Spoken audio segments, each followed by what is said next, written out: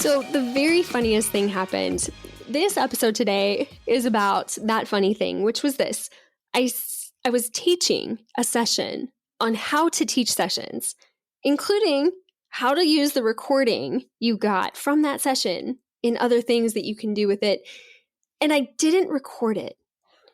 I'd love to say, oh, well, I was, maybe protecting intellectual property. Oh, no, it was an accident. So it's a wonderful excuse to do a quick podcast with you on this session of how to teach. And I'm going to record it as a podcast. So when I set up this idea of how to teach, it was because there are some genius women that I'm around. And what I would love to do is help them get their knowledge out into the world. And as we do that, everything good that they want will come from more people knowing how they help, what they do that sets them apart, all of this great stuff. So where I started in this session was this: don't wait until you have everything perfectly figured out. Don't wait until you feel like, okay, my hair is perfect, my outline is perfect, my slide deck is perfect. Nothing will ever be perfect. Just start. And as you just start and as you go, it will get clearer. You will become a better teacher. You may have to teach 5, 10, how many? And you'll continue to get better at presenting, at teaching, at imparting what you know. So don't wait until you're ready. And it's kind of interesting too. So teaching and public speaking are very connected, right? They're very similar. I had a horrifying fear of public speaking until not that long ago. I believe it was like 3 years ago. At the advent of the pandemic, there was this magical app called Clubhouse. You may or may not be familiar. It was audio only sessions. And what I got to do was learn how to, in front of a virtual room of, many, I would speak. And at first when I did, I would fumble over everything I said. I would get nervous. I would be terrified of speaking, even virtually. And so practice and confidence. But then there's this other really big piece of I only wanted to help one person. So I would identify with what I was going to say. Who could I help here? And as soon as I did, I got a whole lot less nervous. When we have this mentality of, hey, I'm going to perform. Yeah, it's all about me on stage. Like, of course, it's a recipe for nerves. But if I go, hey, I'm here to help one person, and all I want to do is make life easier, make the journey shorter for that one, that simple reframe changes everything and enables you to do something scary or something that you may have thought before now you could not do. So don't wait until you're ready. Don't even wait until you've nailed that fear of public speaking. Now let's talk about how to teach. So the session, as I shared, was all about how to create a session, how to teach a session.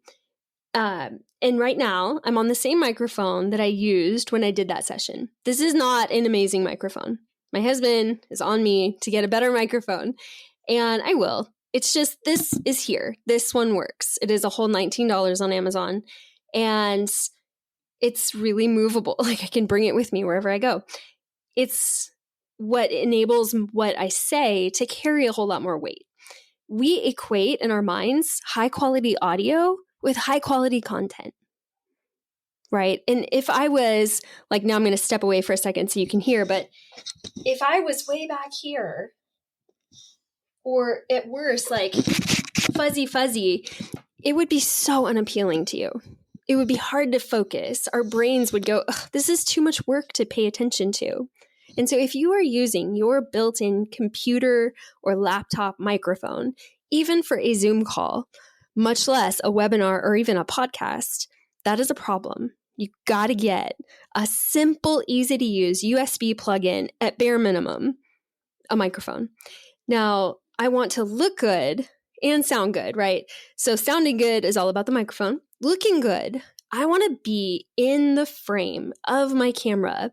I do have an external camera that I bought. It's a whole $50 on Amazon, and I stick it on top of my laptop. It is gorgeous in terms of quality compared to the camera that I have built in, which is terrible. Not even, I mean, my phone has a way better camera than the one built into my computer. So I don't want to use that one. I want to use something that gives me high quality video. Now, when I'm positioned, it makes a huge difference on how far or close I am to my camera. So we're going to get a little technical for a whole 20 seconds here. That's it. If you were to take and draw a tic-tac-toe board on your computer screen, your eyes need to be on that top line of that tic-tac-toe board.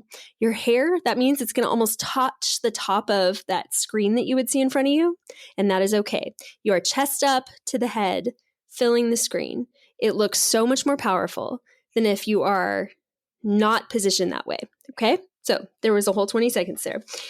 Look good, sound good. Right now, I am sending out my voice in a far more engaging and confident way than I probably even feel. And the reason is this. If I am not excited about what I want to share with you, how in the world can I expect you to get excited about me or even be tuned in? We say that the camera adds 10 pounds. Well, the video camera and audio sucks away 10 pounds of energy. It makes you seem drastically less engaging virtually than you are in person. So I amp it up. I even, and guys, forgive me for listening to this, but I will add more blush, more lips, more eyes, because camera washes us all out. Okay. We just did, my husband did this great training video on lighting. Lighting is everything. And so would love for you to check that out on our YouTube channel and watch that and see what lighting can do to the environment that you're in. I remember too, like with this session right here, I didn't start with, hi, I'm Julie, all about me. It's not about me. Teaching is not about me. Podcast, not about me. Video, writing, none of it really is about me. You can read about me at any time, day or night. That's what LinkedIn is for. But for here, if you got to this podcast and you're listening now, I want to use every second of your valuable time to impart wisdom to you so you can go and have a shorter journey, better day because of all the stuff you're learning here. Don't waste people's time with bios and long-winded, boring introductions when it's all right there, 2 button clicks away, right? So be very cognizant that it is not about you. Now, going over to my next page here, let's talk about why to teach. You want to teach, but soon you're going to go, why am I doing all of this work for nothing? Well, of course it's not for nothing, right? But it's a lot of work, and it does take a boatload of energy. If I tried to do it any more than like every other week, I would have to really gear up for it and make some, I guess I could say significant, I was about to say some serious like ability in my calendar to really prep, really rest, really plan, and make that happen. But what I want you to understand is this. You are trying out, you are interviewing, you are showing people what you can do all the time. Teaching is what enabled me to get a lot of not just the clients, but a lot of the opportunities that I have right now. You are interviewing all the time. So one of the questions that I had during the session was like, so I hear you saying all of this, but I'm still totally freaked out about getting up in front of people and doing all of this. What kind of workarounds? And so it's like, yes, I totally have written about this before, how to hack fear. It's part of my LinkedIn newsletter. If you can, again, do that reframe, the focus of who you want to help, that right there solves a big bunch of it. I read this fantastic recommendation from her name is Eva, and I would love to link to Eva on LinkedIn, and she talks about speaking, and she said Lay's potato chips. Someone had told her back, I think, when she worked in radio, eat a bag of Lay's potato chips. You need something to do to get your mind off of it. I've read, put a tennis ball under your desk and try to play with it with your foot. It's like you just got to get your brain out of the runaway that it is. It's like a child. It's like a toddler. If you just expect them to behave, right? Like they have to be occupied, directed. Your feelings have to be directed. If you just let your brain come up with every kind of crazy thing that can happen when you're on stage and everything that could go wrong, like you will have no energy to actually teach and speak and present. Instead, redirect all of that to focus, to preparation, to practice, and to just knowing that this is where we all start. Like this is absolutely square one for you, and that is perfectly okay. And maybe it's square 10 for you. You've been doing it for years and it's not getting easier. Then try to figure out, well, which piece of this is the worst, and get help for that area. There are people around on LinkedIn, coaches, consultants, people who will work with you, help you refine. Reach for help. It is out there. So, what to teach? Well, what to teach really connects back to who do I teach to? You want to teach, and I've talked about these audiences before. We're not going to make it very complicated. My Money Now audience and my Heartbeat audience, the folks I care about. And here's why. So my Money Now audience, what that looks like is the client that right after I finish recording this podcast, they reach out. I love working with that type of client. That engagement is the perfect fit for me. It's profitable for me. It's an incredibly high ROI for them. They're happy. I'm happy. It was such a good match. Like the match made in heaven client. That is your Money Now audience. Maybe yours is the perfect employer that wants to reach out to you. Like that's who you want to connect with. That's your Money Now audience. So just make it really simple.